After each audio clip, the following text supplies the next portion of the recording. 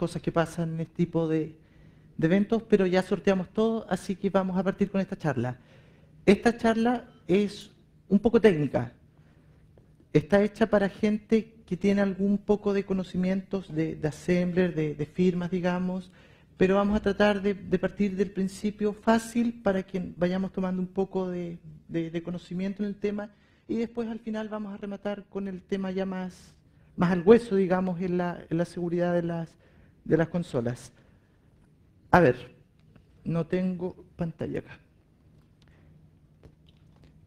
¿Por qué podríamos necesitar seguridad en una consola? Nadie se va a meter a nuestra consola a ver nuestra información, a espiar lo que hacemos, a nada.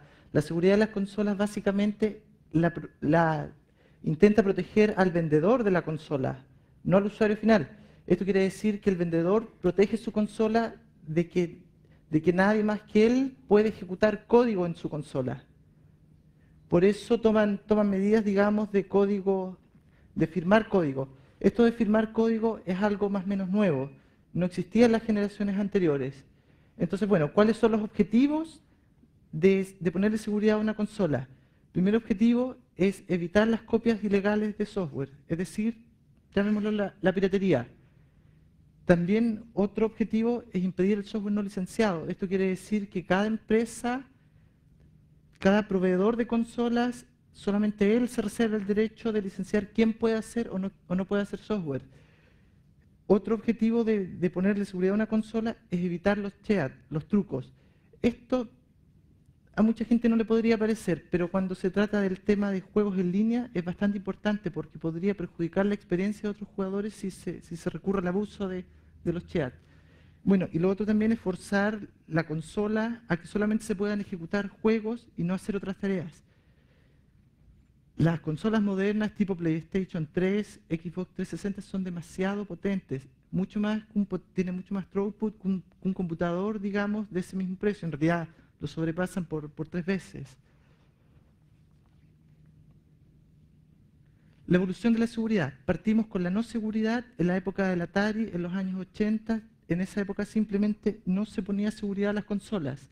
Después, el primer intento serio de ponerle seguridad lo hizo Nintendo poniendo un chip que se llamaba Lockout Chip, que lo que hacía este chip era impedir que se fabricaran cartuchos piratas o no licenciados. Pero bueno, duró bastante poco, a los pocos años fue craqueado por Atari y ellos empezaron a sacar juegos no licenciados para la consola Nintendo. Después llegó la época del CD y ahí la piratería empezó a dispararse. Bueno, con la llegada después del juego en línea, las empresas decidieron poner política de mano dura. ¿Por qué? Por lo mismo que dije anteriormente, para evitar el uso de chats en línea, porque eso modifica la experiencia de juego y al final el que se ve afectado es el usuario que no hace chat por unos pocos usuarios que destrozan la jugabilidad en línea. Bueno, entonces por eso inventaron ahora el código firmado en las consolas, porque eso es relativamente nuevo, se aplica, digamos, desde la PSP en adelante. PSP, Xbox 360, PlayStation 3, bueno, la Xbox 1, la primera, sí aplicaba código firmado. También salvan las partidas. ¿Por qué salvan las partidas? Para evitar que la gente modifique las partidas agregando vidas o cosas por el estilo, y también para evitar que las partidas modificadas puedan gatillar algún tipo de exploit. Bueno, voy a hacer una pequeña vista rápida sobre algunas consolas de la generación anterior. Y después vamos a profundizar un poco más en lo que es la Xbox y la Wii, que digamos son las consolas que vamos a ver el tema ya más técnico. La GameCube. Los discos ópticos de la GameCube no son estándar, son basados en DVD, pero no son DVDs. Los ejecutables dentro de ese disco vienen en claro y no vienen firmados.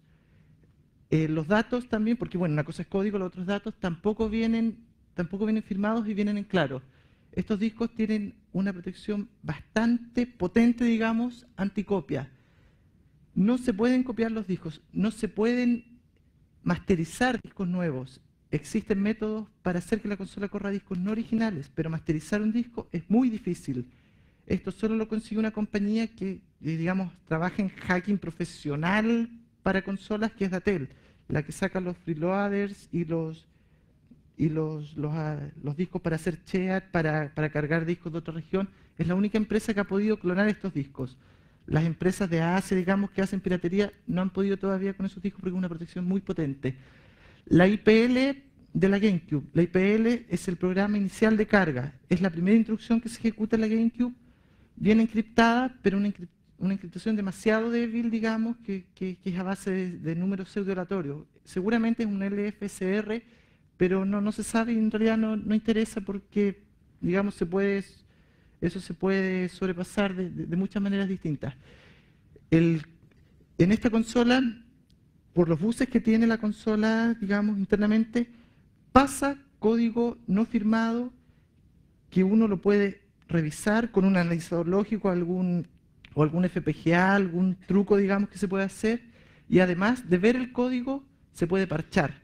Quiere decir que uno podría inyectar código en la consola, estamos hablando de código no firmado, sino que código en plano, que es muy fácil de inyectar. Uno simplemente inyecta su código y la consola ejecuta el código. Es bastante burdo, digamos, el estilo de protección que trae. Los juegos salvados de la GameCube no vienen encriptados ni vienen firmados, simplemente tienen un pequeño checksum y queda a criterio del desarrollador de juegos qué tipo de checksum implementa en sus partidas salvadas, digamos. Entonces, con un poco de ingeniería inversa, fácilmente uno podría reproducir esa rutina de checksum y firmar sus propias partidas, introduciendo algún exploit o modificando la cantidad de vidas y ese tipo de cosas. La PlayStation 2 tiene discos ópticos que son estándares, son DVDs y CDs comunes y corrientes. Los ejecutables vienen en claro y no vienen firmados, así como los datos. Tienen protección anticopia, pero esta protección anticopia es más o menos débil, porque aparte de Atel, que es una empresa que se dedica a masterizar discos de consolas de forma no oficial, los piratas de Asia, digamos, también lograron producir ese tipo de discos. No fueron muy populares, pero se pudo, digamos. No es tan difícil masterizar un disco de PlayStation 2. La BIOS de la PlayStation 2 viene en claro y no viene firmada. El sistema es bastante burdo. Viene un chip de memoria ROM que simplemente tú lo lees y te devuelve el código sin ningún tipo de protección. O sea que uno podría llegar a cambiar ese chip de ROM por el código que uno quisiera. Bueno, también tiene buses, ese mismo, el bus de la BIOS, digamos, está totalmente en claro. Uno podría pinchar el bus e inyectar su propio código con mucha facilidad. Las partidas salvadas en la PlayStation 2 tampoco vienen firmadas ni encriptadas, solamente tienen un checksum, al igual que GameCube y muchas consolas. La PlayStation 2 trae infraestructura para ejecutar código no firmado, pero la utilización es bastante... En realidad no existe. Hay unos 3 productos oficiales de Sony que ocupan la infraestructura, digamos, de código firmado. Bueno, otro dato importante es decir que Sony Computer Entertainment tiene una distribución de Linux oficial para la PlayStation 2. No fue muy popular, no es muy conocida, por lo menos aquí en Latinoamérica, pero ellos ofrecían un kit para instalar el Linux a la PlayStation 2 y con eso, digamos, dejar un poquito contenta a la comunidad hacker que le interesa ocupar la consola para otros fines que no son jugar. Pero lamentablemente no fue muy extendido. La Xbox 1, la primera, digamos, los discos ópticos son DVDs estándares, pero tiene una pequeña truculencia que trae una partición escondida. Esa partición no se puede leer por un lector de DVD común y corriente. Se puede leer con lectores con el firmware modificado o algún tipo de truculencia con comandos de debug y cosas por el estilo, pero está fuera de la norma. Es una partición que no existe en las normas que definen la estructura lógica del DVD. Los ejecutables en la Xbox son los únicos de la primera generación de consolas que están firmados y encriptados. Al estar encriptados, hace muy difícil la ingeniería inversa sobre ellos porque no tienes código en claro que desasemblar. Es muy difícil llegar a desasemblar eso porque primero tienes que romper toda la seguridad de la consola para obtener el texto en claro. En realidad es como el tema del huevo y la gallina. Pero bueno, al final van cayendo, pero por una cadena de hacks. Tienen protección anticopia, es bastante sofisticada, nadie ha podido clonar un disco de Xbox y tampoco pueden aparecer productos para hacer trucos, shares y ese tipo de cosas, porque al estar los ejecutables firmados sin tener la clave privada de Microsoft, no puedes hacer que un disco parta. Podrías clonar un disco, pero clonarlo uno a uno, pero no podrías poner tu código propio. La BIOS de la Xbox sí viene firmada y encriptada, pero existen algunos mecanismos, digamos, para poder pisarla y correr tu BIOS propia. Obviamente esto se hace después de una serie de hacks que son, en su época, digamos, fueron monumentales. Las partidas salvadas aquí sí vienen firmadas y encriptadas. En ese sentido, la Xbox es intentó ser la más segura de su generación. Ahora pasamos a ver un poquito el tema más técnico y partimos con la seguridad de la Xbox 360. La Xbox 360 establece una cadena de confianza.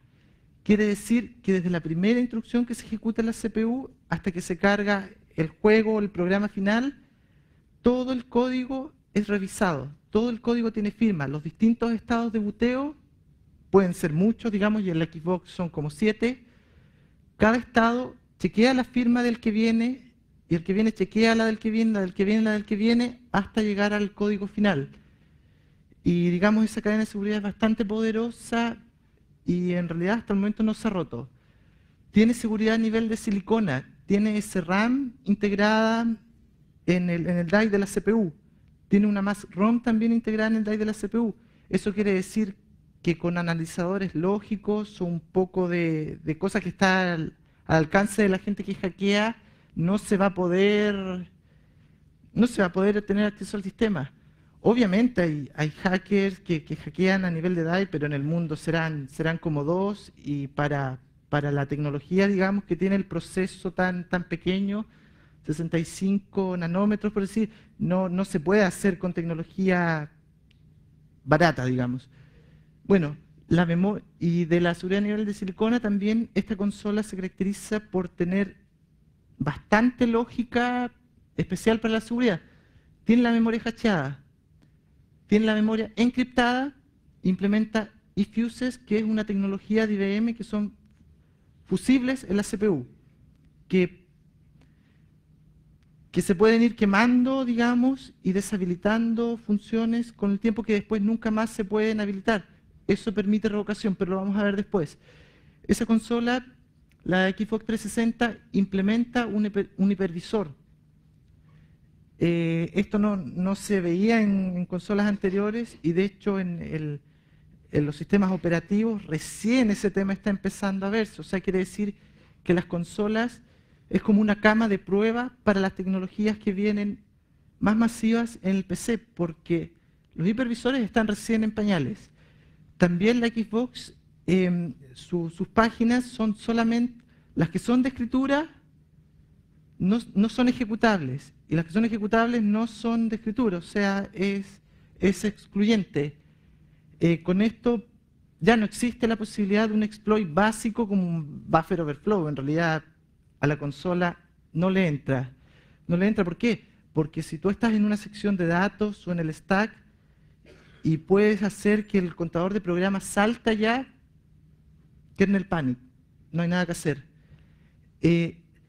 Las consolas de nueva generación, todas, implementan alguna especie de key-vault. ¿Qué quiere decir esto? Una pequeña área para guardar claves. Estas claves, hay muchas que son comunes a todas las Xbox 360, pero también tenemos claves que son especialmente para tu Xbox. ¿Eso qué permite? Que cierto tipo de ataques que se podrían generar serían solamente para tu Xbox y no los podrías expandir, digamos, al resto de las Xbox. Bueno, y esta consola también perdió la confianza totalmente en el lector de DVD. Cada vez que se comunica con él, autentifica la comunicación con el DVD con una clave que está pareada entre la consola y el lector de DVD. O sea, a ver, por ejemplo, no puedo cambiar el lector de DVD de una Xbox 360 a la otra porque simplemente no va a funcionar. Porque tienen distintas claves y es bastante potente, digamos. Esa es lo que ocupa en ese sistema de autenticación. Lo vamos a ver, bien. Vamos a ver la cadena de confianza que les comenté. En el caso de la Xbox 360, permiso. En el caso de la Xbox 360, partimos con un pedazo de código que se llama 1BL. Digamos, son los nombres que le ha puesto la gente que lo ha hackeado. Son 32 kilobytes de mask ROM. ¿Qué quiere decir mask ROM? Es una memoria ROM que se hace en tiempo de fabricación. Es decir, todas las CPUs traen exactamente la misma y no hay forma de cambiarla. Es una memoria barata de producir, pero no hay cómo cambiarla. En realidad es imposible. Esa memoria viene integrada en la CPU de la 360, que se llama Xenon. Después, ese pequeño trozo de código son 32 kilobytes, pero ahí podemos hacer muchas cosas. Podemos calcular hashes, incluso podemos meter RCA, o sea, 32 kilos de código es bastante. Ese programa inicial carga el 2BL, una sección que se llama CB. ¿Por qué se llama CB? Porque son los nombres que traen en la NAN y son los nombres que la comunidad, digamos, conoce este tipo de secciones. Es autentificado por RCA desde el 1BL al 2BL. O sea, se comprueba la firma digital del 2BL y recién ahí se hace arrancar. RCA, hasta el momento, no hay cómo pasarlo. Bueno, ese 2BL viene en una memoria NAND. La memoria NAND es una flash, una memoria, técnicamente se llama NAND porque es la tecnología que tiene y que es la memoria que trae la 360 donde viene todo su sistema de archivos y además datos que están fuera del sistema de archivos como estos que son para el inicio, digamos, para el boteo. Bueno, el 2BL a su vez carga el 4BL, la sección CD. Eso se chequea simplemente por un hash SHA-1. O sea, el hash SHA-1 del 4BL lo chequea el CB y si no coincide obviamente no pasa. Bueno, el 4BL es un cargador de base. Carga el kernel de base y el hipervisor de base, que es conocido como el 5BL, y eso se autentifica por el RCA. Después el 4BL, además de cargar el 5BL, carga el 6BL, la sección CF, que es un parchador de imagen. Aquí hay una cosa interesante. La Xbox 360 carga un kernel y un hipervisor base y sobre esos va aplicando parches. Es decir, cuando se actualiza una versión del kernel o del hipervisor, generalmente, digamos, como para revisiones menores, no se cambia todo el kernel ni el hipervisor, sino que se aplican parches. Al parecer esto está tomado como una medida de seguridad por si alguna actualización o algo fuera mal, te quedas con el kernel base siempre. Bueno, el 6BL es el parchador y va autentificado por RCA, nada que hacer. Y de ahí pasa al 7BL, digamos que son los parches mismos para el hipervisor y el kernel. Y va por RCA. Después eso carga recién el dashboard, que es la pantalla, digamos, que vemos el menú de usuario, que es donde tú eliges qué vas a jugar, qué vas a hacer, no sé, digamos, es como el primer código visible al usuario final de la consola.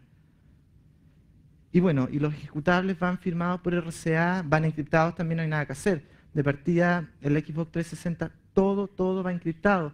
No tienes punto de partida para hacer ingeniería inversa. ¿Por qué? Porque no tienes código en ninguna parte. Todo el código encriptado es bastante difícil tener un punto de partida. Bueno, y eso ya va en el sistema de archivo de la NAND, porque el resto va en la NAND, digamos, en bruto, en la parte inicial. La memoria hachada, aquí vamos a lo que me preguntaban. La memoria hachada está puesta en la Xbox básicamente para prevenir ataques por DMA. ¿Qué quiere decir esto? Que algún periférico de la consola podría tener acceso a la memoria física. Como hay por ahí publicado un ataque famoso del FireWire que mete datos a la memoria, digamos, y para prevenir eso es como el objetivo de la memoria hachada. o por si alguien tuviera un analizador lógico que costara millones, digamos, y pudiera ver la memoria o meterle datos a la memoria. Bueno, una línea de caché L2, que son 128 bytes, en la Xbox 360 tiene un hash de 16 bytes. Esto quiere decir que para hashar lo que hace el Xbox 360, 1 mega de memoria, necesitamos 64 kilobytes de memoria, digamos, de ese RAM, que es la memoria que yo dije estaba dentro de la CPU. O sea, para el asunto del hashing, nada viaja por ningún bus, todo se hace dentro de la CPU.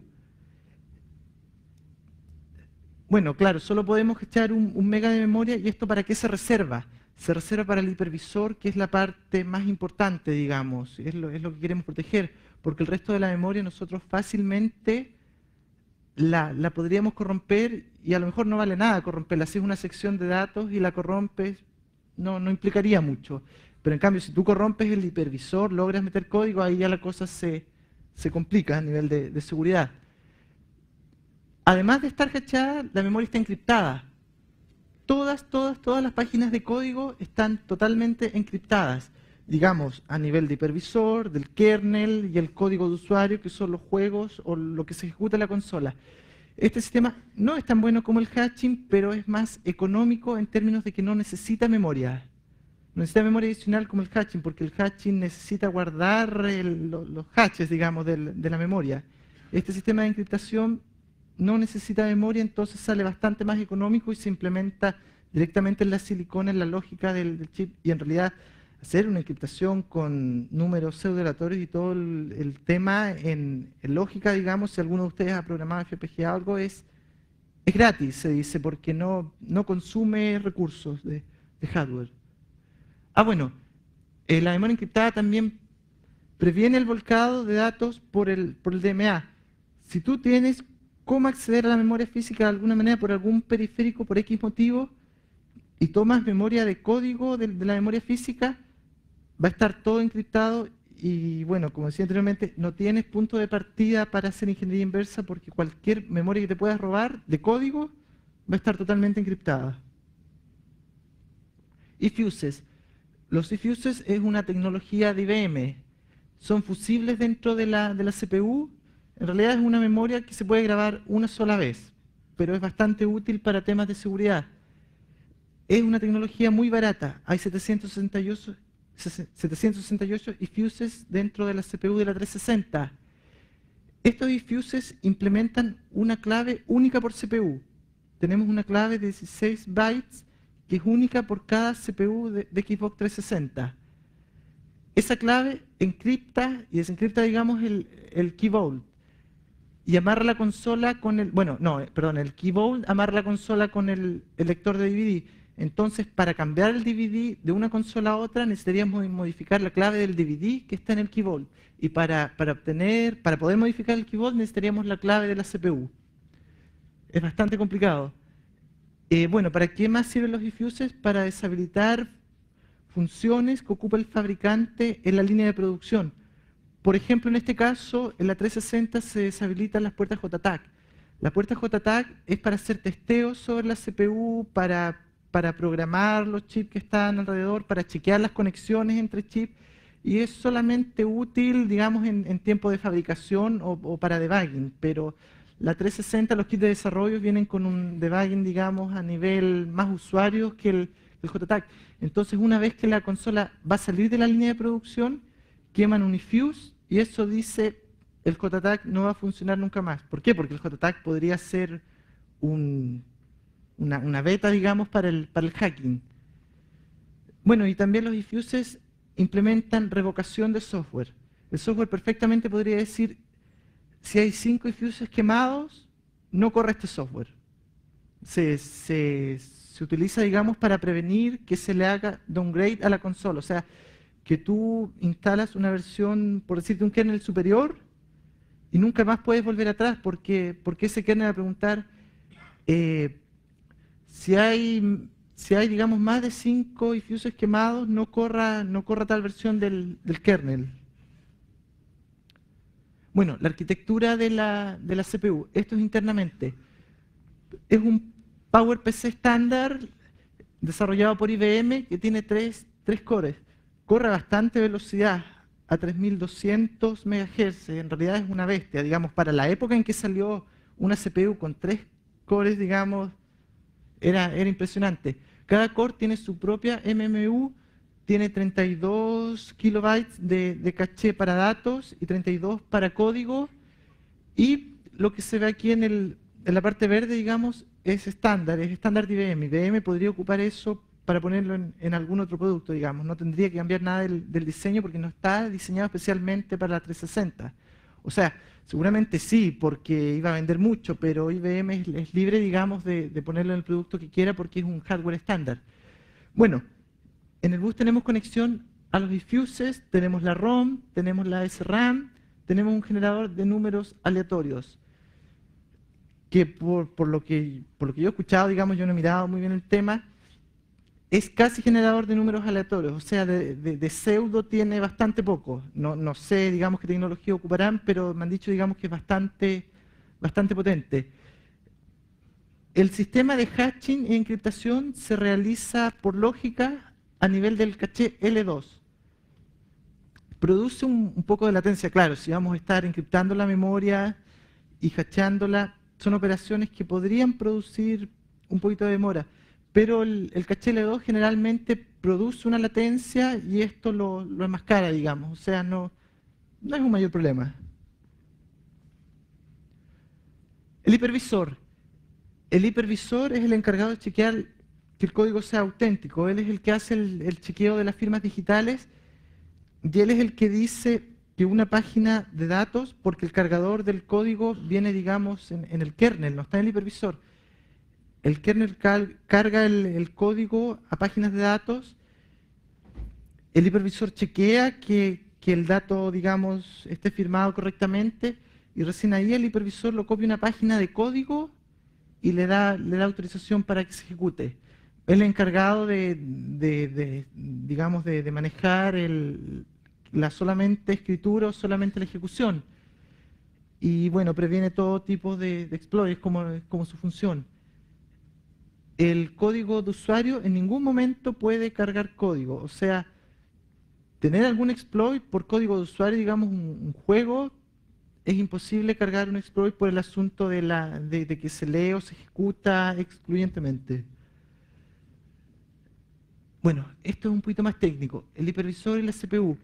El hipervisor corre en la CPU en modo real, o sea, no corre sobre memoria paginada.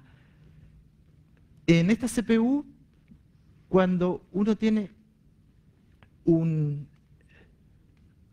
ese bit seteado, digamos, el que está ahí, quiere decir que la memoria está hasheada y encriptada. O sea, si tú haces acceso a la memoria física y ese bit está seteado, va a tratar la memoria como que estuviera hasheada o encriptada. Si no está seteado, va a tratar la memoria como que estuviera en claro. Y de hecho eso se hace para las secciones de datos. Y para las secciones de código, digamos, se ocupa ese bit seteado. La arquitectura de PowerPC agrega este valor. El mismo que setea el flag, lo agrega cuando el bit más significativo está seteado. O sea, el último bit de la memoria física está en 1, automáticamente la CPU hace un OR, por ese valor y lo agrega. Perdón, cuando no está seteado ese valor, quise decir. Entonces, cada vez que tú tienes un 1 en el bit más significativo, digamos, deshabilita la encriptación y el hashing. Y cuando no está seteado, habilita la encriptación y el hashing. Exploit del hipervisor. Este exploit lo descubrió, digamos, Felix Dom. Felix Dom lo mostró de manera anónima en el Chaos Communication Congress, en la versión 23, digamos, y luego lo envió a Microsoft, digamos, lo envió de forma anónima, pero después hizo cargo él de su autoría. A ver, ¿en qué consiste este exploit? ¿Cómo se pudo llegar a este exploit? El acceso a la memoria física, un ataque de MA que se puede hacer a esta consola es a través de los shaders. Los shaders son pequeños trozos de códigos que trabajan con la gráfica, sirven para hacer transformaciones en los píxeles, en la geometría, y los shaders cada vez son más complejos y aceptan mayor cantidad de instrucciones al punto de que en este momento tú con shader de DirectX 9 puedes tener acceso a la memoria física, puedes modificar, puedes leer, puedes hacer muchas cosas. Pero ojo que está encriptada las partes interesantes. En esta consola los contextos no están hachados ni encriptados. El stack no lo está. ¿Por qué? Por un tema de performance. Si estuvieran hachados y encriptados, imagínense, el stack cada vez que tú entras en una función o sales de la función se está grabando y leyendo, entonces por un tema de performance prefieren dejarlo sin encriptar y sin hachar. Entonces un frame del stack, en el frame del stack van los registros de los llamados a las funciones y de las tareas. Entonces, teniendo acceso a la memoria física, tú podrías cambiar esos valores. Imagínense, cambiar los valores de un registro editando la memoria física. Es bastante complicado, pero se puede, digamos. Y bueno, como en el stack también están las direcciones de retorno, tú puedes cambiar la dirección de retorno y hacer, digamos, que el program counter, digamos, vaya a donde tú quieras. Bueno, aquí hay código PowerPC. Aquí está el problema. Este es código del hipervisor. Lo que hacemos primero es chequear. Bueno, este es el handler, digamos, de los syscall. El hipervisor implementa algunos syscall y este es el código del handler. El manejador primero chequea, acá arriba, chequea el código del syscall que no supere un número, en este caso 61 en hexadecimal. Y como pueden ver, la instrucción, bueno, no imagino que no todos entienden Assembly de PowerPC, pero ese chequeo lo hace sobre una word, es decir, 32 bits por una palabra de 32 bits. Hace el chequeo que esa palabra de 32 bits no supere el 61 en hexadecimal, que digamos es el último syscall. Pero aquí hay un problema. Después procesa y dice que el salto, digamos, la llamada al syscall la va a hacer con la siguiente fórmula. Una palabra doble, es decir, 64 bits, ya no son los 32 iniciales, va a multiplicar el número del syscall por 4, digamos. ¿Por qué? Porque le agrega digamos, cada entrada en la tabla son 4 bytes, entonces por eso lo multiplica por 4. Cada entrada en la tabla entonces está separada por 4 bytes, pero ahora es una operación sobre un doble word. Entonces esto nos permite, digamos, tener acceso a los 32 bits más significantes, que el chequeo de arriba los ignora, pero la operación de abajo no los ignora y sí los ocupa. Y bueno, y aquí la siguiente operación, este es el offset de la tabla de syscall. Suma esta operación, digamos el número de syscall por 4 y le suma la base de la tabla de syscalls. Bueno, aquí es donde en realidad salta a la tabla de syscalls. Y aquí está el problema. ¿Por qué? Porque el hipervisor hace el chequeo de que el número de syscall no pase cierto número, pero lo hace sobre los 32 bits menos significantes. Ignora lo que hay de aquí para acá. Y en este caso, si nosotros seteamos el tercer bit más significativo, en este caso nos quedaría con un 2, al hacer la transformación de multiplicarlo por 4, este bit avanza 3 espacios y la dirección se transforma en eso, en el bit más significativo prendido. Y como vimos anteriormente, el bit más significativo prendido, ¿qué hace? Hace un OR sobre un flag, y ese flag justamente deshabilita el hashing y el encriptado de la memoria. Con esto nos permite saltar desde el código que se ejecuta del contexto del hipervisor a código en la memoria que no está firmado ni hachado y que anteriormente lo pudimos inyectar por nuestro ataque de DMA, que lo pudimos inyectar por nuestro ataque de DMA modificando unos shaders. Esos shaders, ¿cómo se modifican? En un juego, en King Kong, los ejecutables de ese juego vienen firmados, pero los datos no vienen firmados. Y justamente los shaders están como datos, no vienen firmados. Existen contenedores para firmar datos en los discos, pero bueno, en King Kong simplemente no los usan y viene el dato en claro. Y como tú tienes acceso a modificar el dato del CD, porque el CD hace mucho tiempo, digamos, que está, o sea, perdón, el DVD, que hace mucho tiempo está craqueado, digamos, y tú puedes meter datos arbitrarios en él, puedes modificar el shader y conseguir este exploit que es bastante avanzado. Ahora hay un tema. Felix Dom publicó este exploit a la manera white hacker. Él envió todo a Microsoft antes de comunicarlo a la comunidad, digamos, hackers. Entonces Microsoft tomó medidas muy rápidas y bloqueó este exploit. Y al poco tiempo, digamos, sacó una versión de kernel que impedía la ejecución de este exploit. O sea, digamos, modificó el hipervisor, la falla que tenía el hipervisor, lo cerró. Y, digamos, la gente se enteró después de que había hecho el upgrade de su consola de que esto ya estaba parchado, porque el full disclosure vino mucho después. Bueno, entonces, encontrar otro exploit en el hipervisor es bastante complicado. No sé, el código está bastante bien hecho, de hecho es bastante minimalista. Sería difícil que apareciera otro exploit en el hipervisor. Pero bueno, ¿qué es lo que se pudo hacer con la gente que no había hecho uso de este exploit?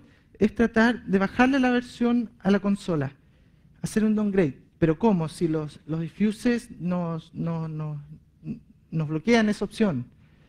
Bueno, este es el gráfico que vimos hace un rato atrás. Aquí podemos ver que en la sección 2BL chequea de que este valor llamado lockdown value, digamos, es el número de fuses que están quemados, es la que chequea que ese número de fuses tiene que tener cierto valor para que digamos, cierta versión de kernel pueda correr.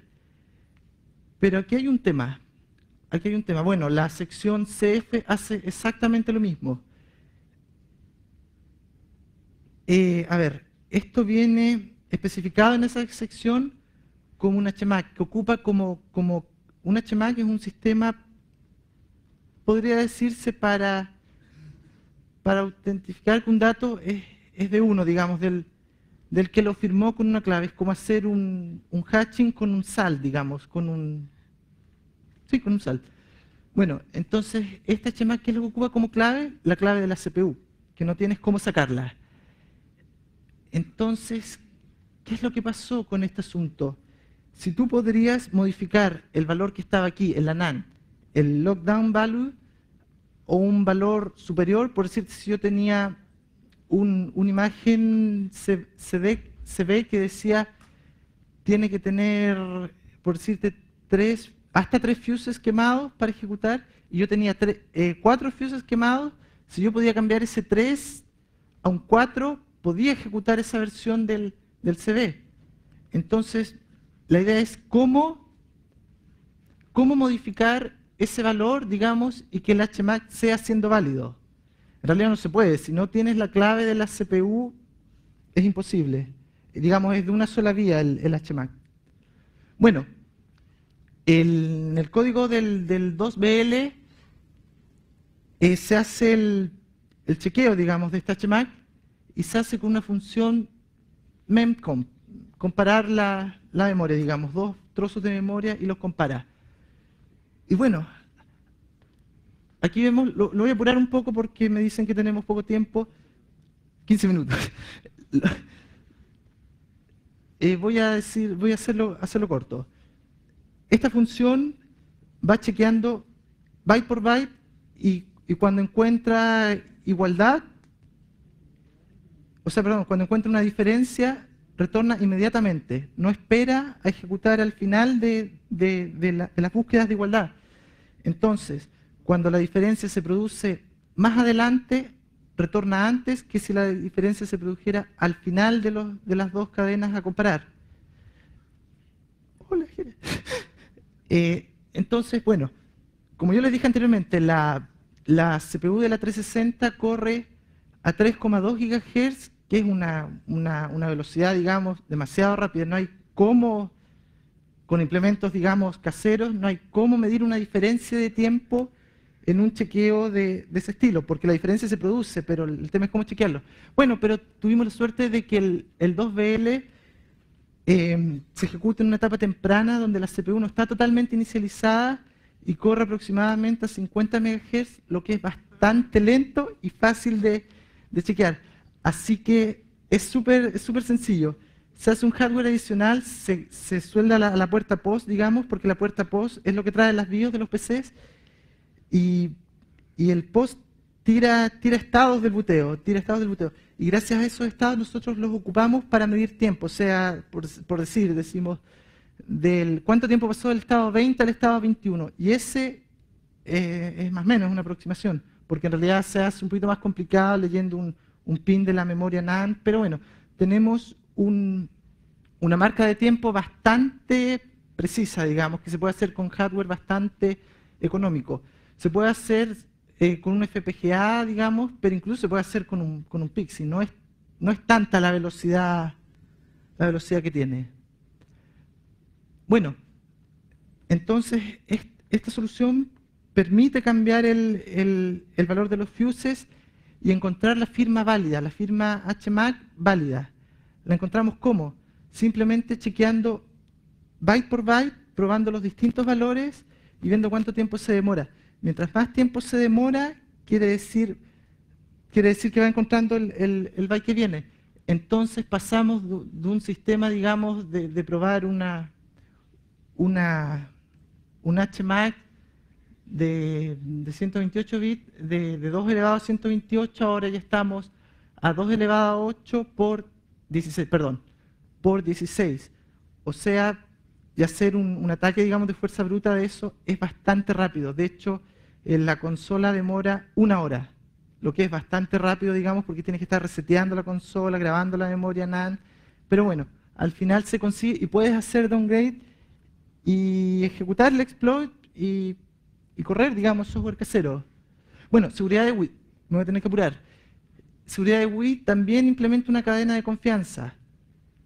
La primera instrucción también parte de la CPU y tiene un procesador adicional de entrada y salida y que ve la parte de seguridad. ¿Por qué digo adicional? Porque la Wii es un upgrade del GameCube.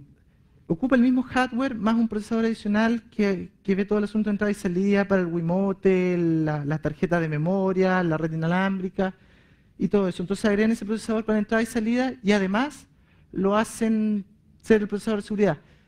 Implementa seguridad a nivel de silicona. ¿Cómo? Ese procesador tiene incluido un criptoprocesador que hace por hardware SHA-1 y AES, digamos, no tiene penalidad, digamos, por hacer mucho de ese tipo de instrucciones.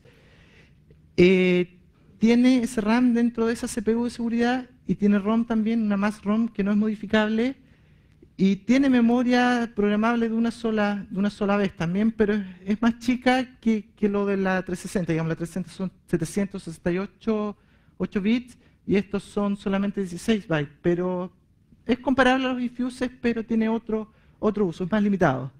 Bueno, tiene retrocompatibilidad directa con GameCube porque es el mismo hardware y cuando está en modo GameCube simplemente deshabilita el hardware adicional. Tiene un Keystore también igual que la 360. Y quiere decir que tiene consolas únicas por Wii también. Es algo de todas las consolas nuevas. Las partidas salvadas van encriptadas y firmadas por criptografía de curvas elípticas, a diferencia de la GameCube. Los contenidos de los discos ópticos están totalmente firmados y encriptados. Este sistema es muy interesante. Ojalá que lo alcancemos a ver. La cadena de confianza de la Wii parte en el boot 0. El boot 0 está en una mass ROM dentro de la CPU de seguridad. Después eso carga el boot 1. El boot 1 está en la NAND, en la memoria NAND. Y lo chequea por un SHA-1. El boot 1 carga dentro de la SRAM del procesador de seguridad el código del boot 1 y chequea por un SHA-1. ¿De dónde saca este SHA-1? De la memoria programable de una sola vez. Esto quiere decir que Nintendo en futuras actualizaciones, cuando haga la producción de la consola Wii, implemente otro boot 1, simplemente al momento de la fabricación cambian dentro de la CPU el hash del nuevo boot 1.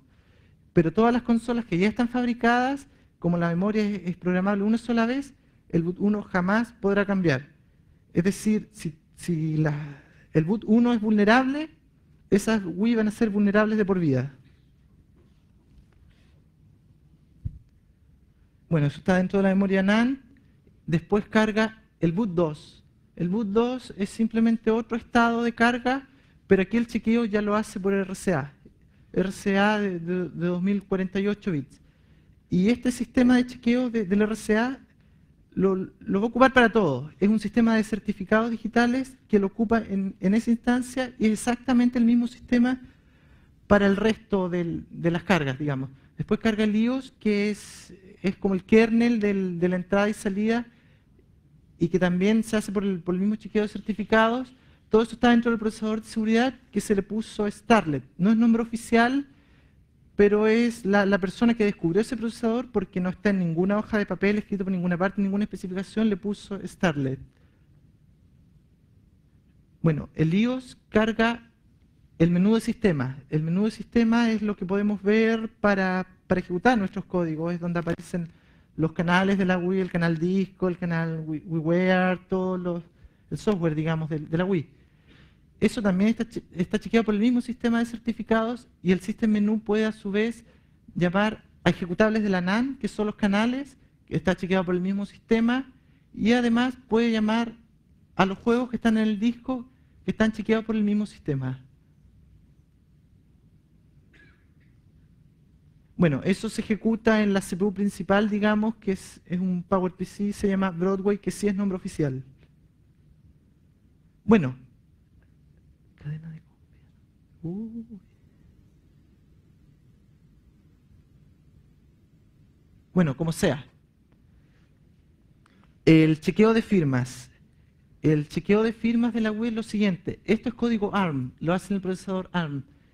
Y, a ver, no sé si se podrá entender mucho, pero vayámonos al tiro al comentario que hice sobre el código, que chequea si la comparación de la memoria del HA que viene en el certificado, digamos, con el HA que se saca de la firma digital coinciden, va a firma OK. Y si no, simplemente te da un error. Bueno, ese es el código que ejecuta el procesador de seguridad al chequeo de las firmas. Bueno, ahora miremos el memcompare. El memcompare, en este caso, lo que hace es, a ver,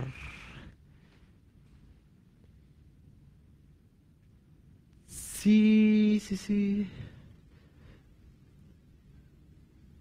Bueno, en cada pasada, en cada loop, digamos, aumenta los dos punteros de los dos strings que está comparando y claro, y llega hasta el final del contador que lo va decrementando, que en este caso el hash SHA-1 son 20 bytes, y parte de 20 y lo va decrementando, y hasta que llega al final del contador, o sea que ya se acabaron los bytes para chequear, llega al contador 0, retorna la diferencia. Y si no hay diferencia, va a retornar 0 y la función pasa correctamente.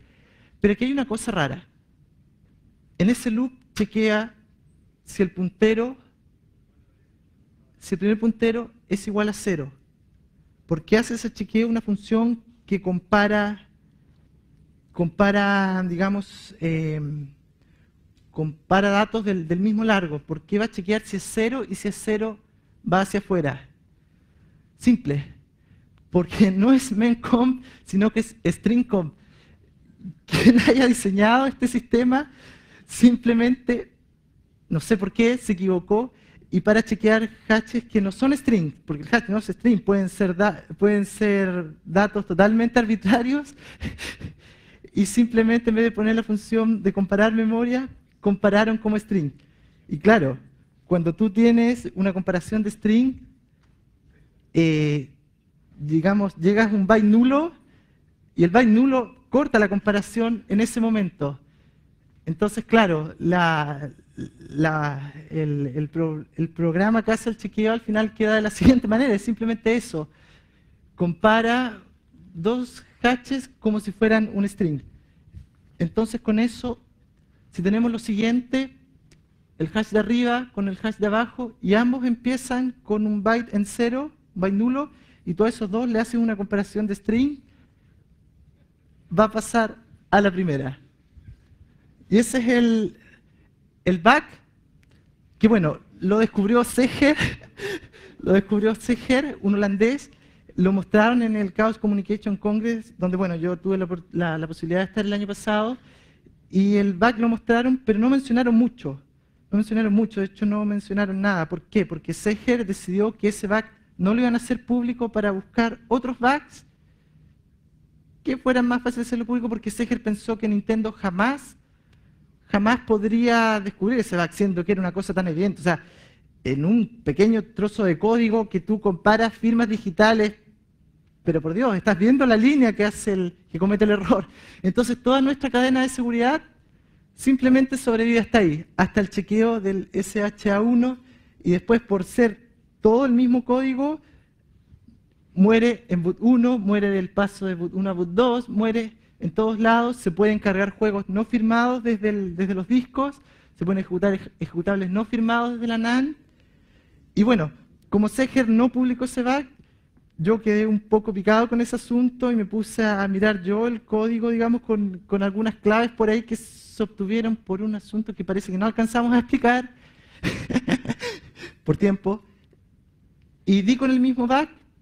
Y yo simplemente hice un programa que se llamaba el Truth Designer. A lo mejor alguno de ustedes lo conoce, y lo publiqué en internet, digamos, fue el que dio a conocer este bug, ya que Seger no lo quiso hacer, digamos. Era su decisión, de hecho después hubo un montón de polémicas. Y bueno, el programa se llama Truth Designer simplemente porque implementaba estas firmas truchas o fake signing. Y te permitía modificar los discos. Bueno, dejémoslo hasta ahí, sería todo. Espero que les haya gustado.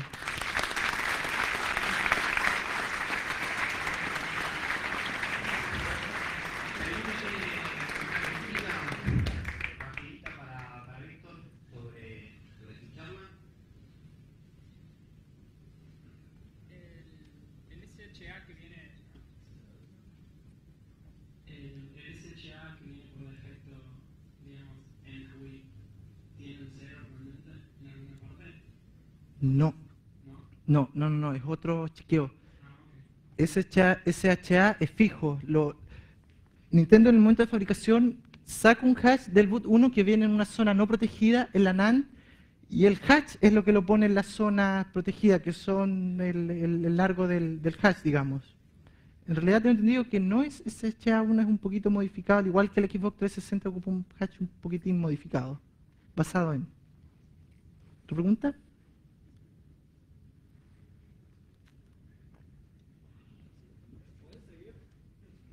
La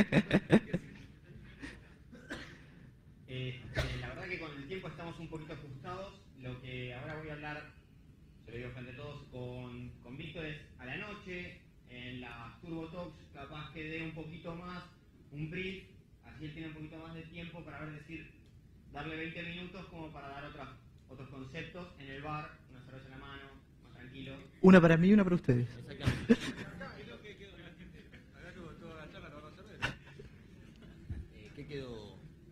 ¿Qué quedó? No, es bastante poco. Lo que sí, bueno, pensaba presentar otras cosas, de PSP o alguna cosa. Bueno, he trabajado en hartas consolas, y cualquier cosa me preguntan nomás, me pillan y me preguntan. Era la idea mostrar más cosas, de hecho queríamos hacer demos en vivo, pero por un asunto de logística es bastante complicado, y por tiempo tampoco.